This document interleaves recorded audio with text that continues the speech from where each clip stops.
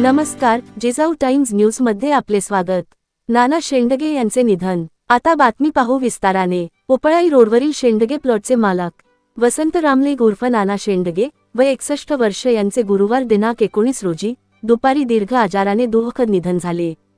त्यांच्या पश्चात पत्नी, 2 मुले, 2 मुली, सुना, नातवंडे, भाऊ बहिणी असा परिवार आहे। गुरुवारी रात्री 10 वाजता मंगळवार पेठेतील मोशधाम येथे अंत्यसंस्कार करण्यात आले। यावेळी विविध क्षेत्रातील नागरिक मोठ्या संख्येने सहभागी झाले होते। शेंडगे नाना अतिशय प्रतिकूल परिस्थितीतून शेती, दुग्ध व्यवसाय आणि महावितरण ठेकेदार म्हणून यश मिळवले होते।